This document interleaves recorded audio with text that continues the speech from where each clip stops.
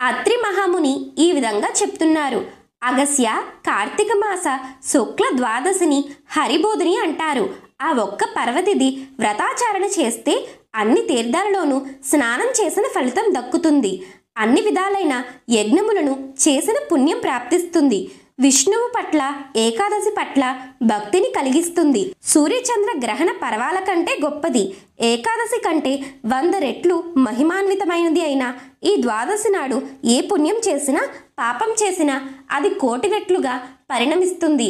అంటే ఈ ద్వాదశి నాడు ఒకరికి అన్నదానం చేసిన 1,000,000 మందికి అన్నదానం చేసిన పుణ్యము, ఒక్క మెతుకు దొంగలించిన 1,000,000 మెతుకులు దొంగలించిన పాపము కలుగుతాయి.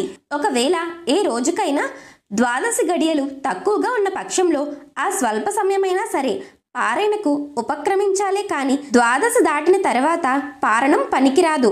పుణ్యాన్ని కోరేవారు ఎవరైనా సరే ఏ నియమాన్నైనా అతిక్రమించవచ్చు, కానీ ద్వాదశ పారాయణం మాత్రం విసర్జించకూడదు. ఏకాదశి తిథి నాడు ఉపవాసం ఉండి మరునాడు ద్వాదశి తిథి దాటిపోకముందే పారణ చెయ్యాలి.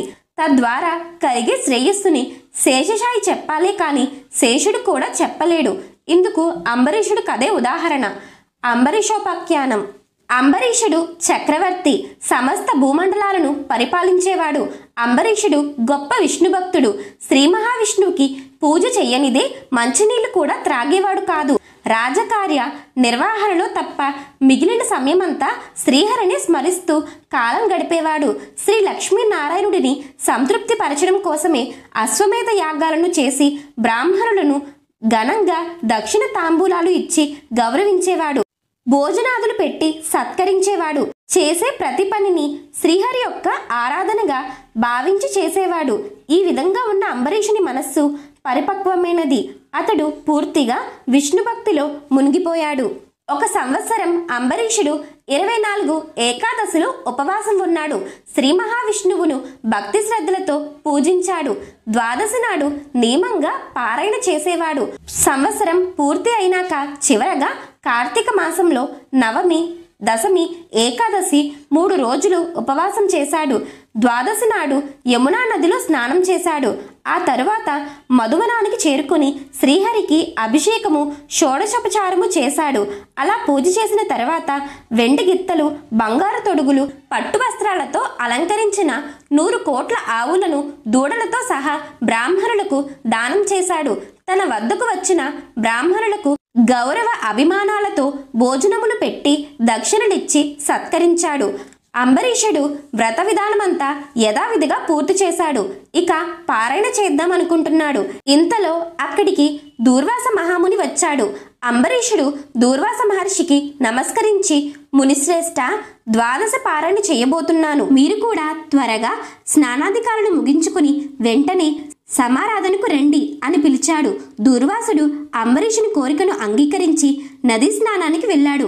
అంబరీషుడు చాలాసేపు ఎదురుచూశాడు, కానీ దూర్వాసుడు రాలేదు. అతిథి అభ్యాగతులు నారాయణ స్వరూపులే. ద్వాదశి గడియలు పూర్తి కావస్తున్నాయి. అందువలన ఏమి చేసి ద్వాదశి పారాయణ అతిక్రమించకుండా చూసుకోవాలో తెలుసుకుందామని పెద్దలను అడిగాడు. మహర్షులారా, ద్వాదశి పారాయణ అతిక్రమించకూడదు. ఒకవేళ అతిక్రమిస్తే ఇంతకు ముందు చేసిన ద్వాదశి పారాయణ ఫలితం కూడా పోతుంది. దూర్వాసుడు అతిథిగా వచ్చాడు. ఆయనను భోజనానికి పిలిచాను. అతిథికి పెట్టకుండా తినటం యజమాని ధర్మం కాదు. అందులోనూ ఇది ద్వాదశి పారాయణ పుణ్యకాలం. ఇటువంటి పవిత్ర సమయంలో అనాచారం చెయ్యకూడదు. దూర్వాసుడు నది నుండి తిరిగి రాలేదు. ద్వాదశి గడియలు సమాప్తమైపోతుండడం వలన ఇప్పుడు నేను ఏమి చెయ్యాలో మీరు సూచించండి. దూర్వాసుడు అనుకోకుండా వచ్చిన అతిథి. అతిథుల్లోనూ అన్నార్థులలోనూ కార్తీక ద్వాదశి పారాయణలోనూ పరమేశ్వరుడు అగ్ని రూపంలో ఉంటాడని వేదం చెబుతుంది. జఠరాగ్ని రూపంలో ఉన్న అగ్ని ప్రాణవాయువు వలన ప్రజ్వలింపజేయబడుతుంది. అప్పుడు మనకు ఆకలి కలుగుతుంది.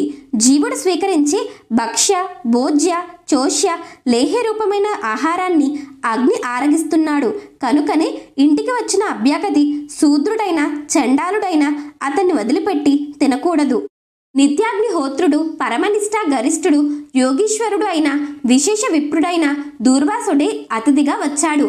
అతడిని కాదని ముందుగా భోజనం చేయడం వలన ఆయురారోగ్యాలు, కీర్తి ప్రతిష్టలు తొలగిపోతాయి. భోజనానికి రమ్మని పిలిచి నేను ముందుగా తింటే ఆ ముక్కోపి శపించే పరిస్థితి వస్తుంది. కనుక అతిథిని నిర్లక్ష్యం చేయడం, పారని అతిక్రమించిన దోషం రెండూ కష్టమైనవే అన్నారు. నాకు తరుణోపాయాన్ని చెప్పండి అని ప్రార్థించగా దూర్వాసుడికి భయపడి పెద్దలెవ్వరూ అంబరీషునికి ద్వాదశ పారాయణ విషయంలో సలహా ఇవ్వలేకపోయారు. మహారాజా, మీకు తోచినట్లు చెయ్యండి అన్నారు. అంబరీషుడు బాగా ఆలోచించాడు. ఎలాగైనా ద్వాదశ గడియలు దాటకుండా పారాయణ చెయ్యాలి. అలా చేయకపోతే ఇంతకు ముందు చేసిన పుణ్యవ్రతాల ఫలితం కూడా నశిస్తుంది. మహర్షి రాకుండా పారాయణ చేస్తే శపిస్తాడు. మునికోపానికి గురి అయినా పర్వాలేదు, కానీ శ్రీహరి కృపాకటాక్షాలను కోల్పోకూడదు అని నిర్ణయించుకుని అక్కడి పెద్దలకు తన నిర్ణయాన్ని చెప్పాడు. శ్రీహరికి నమస్కరించుకున్నాడు. మంచినీళ్లు తీసుకుని పారాయణ చెయ్యాలని నిశ్చయించుకుని శ్రీహరిని ధ్యానించుకుని మంచినీళ్లు తీసుకున్నాడు. సరిగ్గా నీటిని త్రాగుతున్న సమయానికి దూర్వాసుడు వచ్చాడు. జరిగిన దానిని గ్రహించాడు. అంబరీషునిపై ఆగ్రహించాడు. ఓ రాజా, నన్ను అతిథిగా పిలిచి నేను రాకముందే పారణ చేసి నన్ను అవమానించావు. నువ్వు ద్రోహివి. అతిథి అభ్యాగతులంటే గౌరవ మర్యాదలు లేని మూర్ఖుడివి. అతిథికి పెట్టకుండా తినటం మలం తినటంతో సమానమని నీకు తెలియదా? ఇంతగా అవమానిస్తావా? నన్ను అవమానించిన నువ్వు ఒక హరిభక్తుడివేనా? విప్రుని అవమానించిన శ్రీ మహావిష్ణువు ఊరుకుంటాడనుకుంటున్నావా? పాపి, నేను గొప్ప హరిభక్తుడనని నీకు గర్వం. ఆ గర్వంతోనే నన్ను నిర్లక్ష్యంతో అవమానించావు. నువ్వు నా పట్ల నమ్మక ద్రోహం చేశావు. అతిథిని అవమానిస్తే శేషశైలుని అవమానించడమే కదా. శ్రీహరి మాత్రం నిన్ను మన్నిస్తాడా? నువ్వు చేసిన పని వలన నిన్ను, నీ వంశాన్ని దోషపూరితం చేసుకున్నావు అంటూ దూర్వాసుడు అనరాని మాటలతో అంబరీషుని దూషిస్తున్నాడు. దూర్వాసుడి కోపం చూసిన అంబరీషుడు గడగడా వణికిపోతూ మహర్షి పాదాల మీద పడి క్షమించమని ప్రార్థిస్తున్నాడు. ఆగ్రహవేషంతో ఉన్న దూర్వాసుడు, తీర్ఘమైన చూపులతో భయంకరమైన ఆకారంతో ఉన్న దూర్వాసుడు అంబరీషుడిని మన్నించకపోగా అతని తలను ఒక్క తన్ను తన్ని, ఓ రాజా, నీకు తగిన శాపమిస్తే తప్ప నీకు జ్ఞానం కలగదు. నువ్వు చేపగా, తాబేలుగా, పందిగా, వికృతమైన ఆకారం కలవాడిగా, మరుగుజ్జువాడిగా, క్రూరుడిగా, మూఢుడైన క్షత్రియుడిగా, రాజ్యం లేని రాజుగా, పాషండునిగా, దయలేని బ్రాహ్మణునిగా 10 జన్మలు ఎత్తి ఈ అవమానానికి కలిగిన పాపాన్ని అనుభవిస్తావు అని అంబరీషుడిని శపించాడు. భయంతో వణికిపోతున్న అంబరీషుని నోటితో శాపాన్ని అనుభవిస్తానని అనిపించాడు అతడిలో ఉన్న సర్వాంతర్యామి అయిన శ్రీహరి. ఇంతగా శపించినా ఏమాత్రం భయపడకుండా అలాగే అనుభవిస్తాను అంటున్నాడు. వీడికి ఈ శాపాలు చాలవు అనుకుని పెద్దగా మరింకేదో శపించబోతున్నాడు దూర్వాస మహర్షి. ఇంతలో భక్తజన పాలకుడు, రక్షకుడు అయిన శ్రీమన్నారాయణుడు తన సుదర్శన చక్రాన్ని అంబరీషుడిని రక్షించడం కోసం దూర్వాస మహర్షిపై ప్రయోగించాడు. అగ్ని జ్వాలలను వెడలగ్రక్కుతూ కోటి సూర్యుల కాంతులను వెరజిమ్ముతూ సుదర్శనం దూర్వాసుడి మీదకి దూసుకువచ్చింది. దూర్వాసుడు సుదర్శనానికి భయపడి పారిపోతున్నాడు. 3 లోకాలు తిరిగి 3 దేవతలను ఆశ్రయించాడు సుదర్శనం బారి నుండి రక్షించమని. ఎవరు శ్రీహరి సుదర్శనానికి ఎదురు నిలబడలేమన్నారు. తపస్సంపన్నులైన మహర్షులు కూడా సుదర్శనం తిరుగులేనిదని మేము ఏమీ చెయ్యలేమన్నారు. అంతటా దూర్వాసుడు దిక్కుతోచని వాడయ్యాడు. చివరికి సుదర్శనం బారి నుండి తనను రక్షించగలవారు ఎవ్వరూ లేరని నిర్ణయించుకుని దుర్వాసుడు సరాసరి వైకుంఠానికి వెళ్ళాడు. శ్రీహరిని సందర్శించాడు. ఓ మధుసూదన, జగద్రక్షక, నువ్వు తప్ప నన్ను కాపాడగలవారు ఈ 3 లోకాలలోనూ ఎవ్వరూ లేరు. సుదర్శన చక్రం నన్ను సంహరించడానికి నా వెంట వస్తుంది. మధుసూదన, శరణు శరణు అంటూ పరిపరి విధాలుగా శ్రీహరిని శరణు వేడాడు. ఓ దూర్వాస, నీకు ఇదేమి లెక్క? ఇంత ఆవేశమా? సత్కార్యాలను సానుకూలం చేసి సఫలం చేయించవలసిన భగవతోత్తముడివి కదా. నువ్వేమి పని చేశావు? భక్తులన్నా, భక్తుల చేష్టలన్నా నాకు పరమప్రీతి అని నీకు తెలుసు కదా. నా భక్తుడైన అంబరీషుడు నా పట్ల గల భక్తితో పుణ్యవ్రతమైన ద్వాదశ పారాయణ చేద్దామని నిష్టగా ఉన్నాడు. ఆ సమయంలో అతడి వద్దకు వచ్చిన నిన్ను సాక్షాత్తు నన్నుగా భావించి గౌరవించి అతిథిగా నిన్ను ఆహ్వానించాడు. స్నానానికి వెళ్ళిన నువ్వు ద్వాదశ గడియలు మించిపోతున్నా రాకుండా జాగు చేశావు. నువ్వు చేసిన తప్పు మర్చిపోయి మంచినీటిని మాత్రమే పారాయణ చేసిన అంబరీషునిపై ఆగ్రహించడం ఎంత అన్యాయమో నువ్వు ఆలోచించలేదు. పైగా అతడిని శపించి తీరని అపచారం చేశావు. గోవులను, హరిభక్తులను బాధించిన వారిని, హింసించిన వారిని నేను తప్పక శిక్షిస్తాను అని నీకు తెలుసు కదా. అయినా అంబరీషుని శపించావు. అతడు నీకు భయపడడం వలన, నన్నే ధ్యానిస్తూ ఉండటం వలన నీ శాపవాక్కులు ఏమీ అతనికి వినిపించలేదు. నువ్వు అతనికి ఇచ్చిన 10 జన్మల శాపము అతనికి తెలియనే తెలియదు. నన్ను శరణు కోరని అతనికి నువ్వు ఇచ్చిన శాపాన్ని నేనే అనుభవించాలి అనే ఆలోచనతో అతని చేత అలాగే అనుభవిస్తాను అని నేనే అనిపించాను. నీ శాపం వృధా కాకూడదు, నా భక్తుడికి అపకారం కలగకూడదు. అందుకని నీ శాపానికి చెదరక బెదరక సంసిద్ధతను పలికిన కారణంగా అతనికి మరింత కఠినమైన శాపాన్ని ఇవ్వాలనుకున్నావు. అందుకే నీ మీదకి సుదర్శనాన్ని ప్రయోగించాను. దానిని నివారించడానికి గాని, దాని నుండి నిన్ను రక్షించడానికి గాని అతడు ఒక్కడే సమర్థుడు. నువ్వు అంబరీషుడికి ఇచ్చిన 10 జన్మలను లోకోపకారం కోసం నేనే ధరిస్తాను. మొట్టమొదటిదైన చేప రూపాన్ని ధరించి సోమకుడని రాక్షసుని సంహరించి వేదాలను రక్షిస్తాను. రెండవదైన తాబేలు రూపాన్ని ధరించి దేవదానవులు క్షీరసాగర మదనం చేసేటప్పుడు మందారగిరి పర్వతాన్ని నా వీపుపై ధరించి నీటిలో మునిగిపోకుండా కాపాడతాను. మూడవదైన వరాహావతారం ఎత్తి హిరణ్యాక్షుని వధించి అతడు చేపలా చుట్టి పట్టుకుపోతున్న భూమిని రక్షిస్తాను. ఇక నాలుగవదైన వికృత రూపాన్ని ధరించి నరసింహమూర్తినై హిరణ్యకశిపుణ్ణి సంహరించి అతడి పుత్రుడైన ప్రహ్లాదుని రక్షిస్తాను. 5వ జన్మగా మరుగుజ్జు అవతారంలో వామనుడినై బలిచక్రవర్తి యొక్క గర్వాన్ని అణిచివేస్తాను. 6వ జన్మలో జాలిలేని బ్రాహ్మణునిగా పరశురామ అవతారాన్ని ఎత్తి మదోన్మత్తులైన భూపతులను సంహరిస్తాను. 7వ జన్మలో ఆత్మజ్ఞానము లేని క్షత్రియుడిగా రామావతారాన్ని ధరించి రావణ కుంభకర్ణులను హతమారుస్తాను.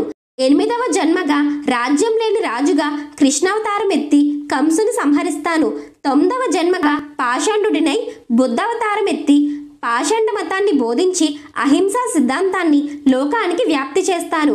ఆఖరిదైన 10వ అవతారంలో పాపాత్ములను మోహింపచేసే కల్కి అవతారం ఎత్తి దుష్టులను దునుమాడి ధర్మాన్ని చక్కగా ప్రవర్తింపజేస్తాను. దూర్వాస మునీంద్ర, రుద్రాంశ సంభూతుడివైన నీ నోటి వెంట కోపావేశంతో వచ్చిన శాపవాక్కులైన వృధా కాకూడదని ధర్మ సంస్థాపన కోసం నేను భువిలో దశావతారములను ఎత్తి లోక సంరక్షణ కోసం నా భక్తునికి ఆ శాప ప్రభావం తగలకుండా ఉండటం కోసం వ్యవహరిస్తుంటాను. పరమ భాగవతోత్తముడైన అంబరీషుడిని గుర్తించి ఆగ్రహ వేశాలను, దుడుకుతనాన్ని తెలుసుకుని అతడిని శరణు వేడుకోమని శ్రీహరి దుర్వాసుడికి హెచ్చరించి పంపించాడు.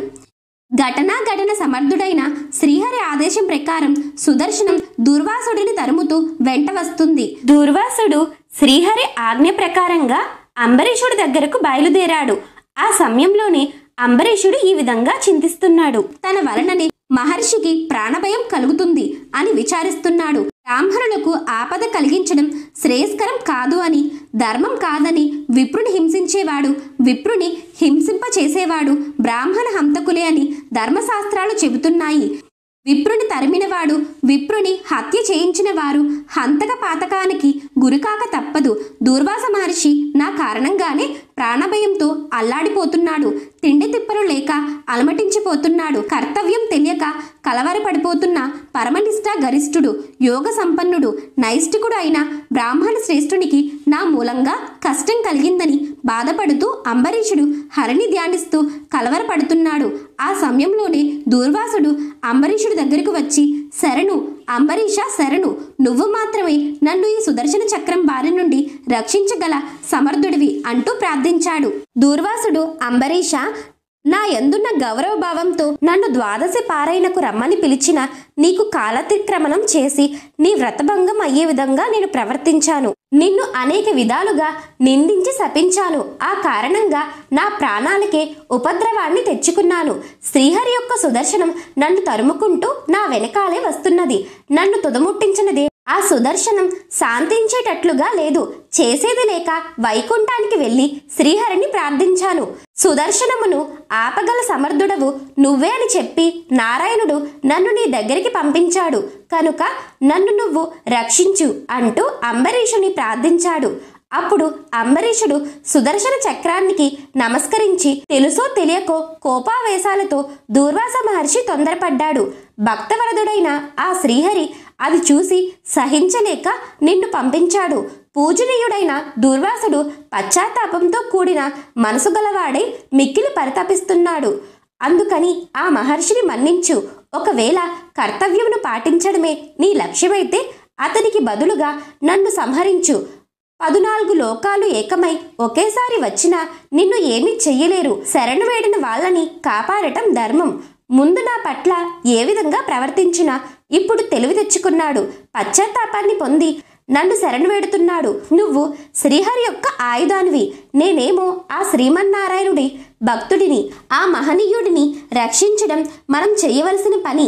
నీకు నీ స్వామి చెప్పిన ప్రకారం అతనిని చంపడం అనేది చేయదగిన పని అవుతుందేమో, కానీ నా ద్వారా శరణు పొందాలి అన్నది శ్రీహరి యొక్క ఆలోచన. కనుక శ్రీహరి మనసులోని ఆలోచన ప్రకారంగా అతనికి ప్రాణభిక్ష పెట్టు అంటూ అంబరీషుడు అనేక విధాలుగా సుదర్శనుడిని ప్రార్థించాడు. అయినా సుదర్శనుడి మనస్సు శాంతించలేదు. దూర్వాసుని వదిలిపెట్టడానికి ఇష్టపడినట్లు అనిపించలేదు. చేసేది లేక శరణు వేడిన దూర్వాసుని రక్షించాలనే ఆలోచనతో ధనుర్బాణాలను చేతబట్టి సుదర్శనానికి ఎదురు తిరిగి, నా ప్రార్థనను నువ్వు అంగీకరించకపోతే నీతో యుద్ధం చేసి అయినా దూర్వాసుని రక్షిస్తాను.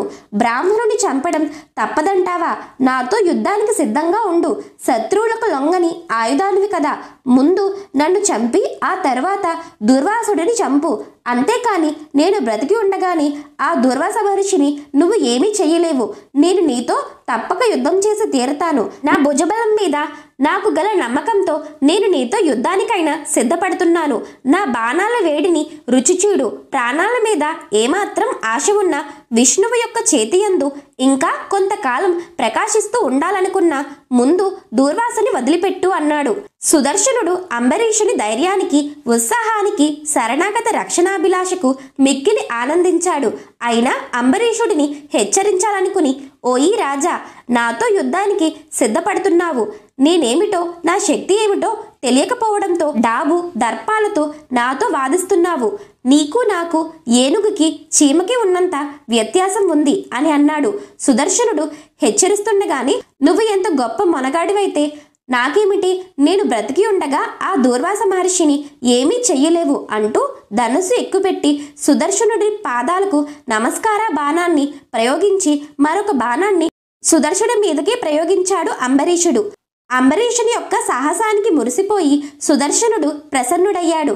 అంబరీషుడిని గాఢంగా కౌగిలించుకుని, రాజా అంబరీష, నిన్ను కాపాడాలనే ఆలోచనతోనే శ్రీ మహావిష్ణువు మహర్షి మీదకి నన్ను ప్రయోగించాడు.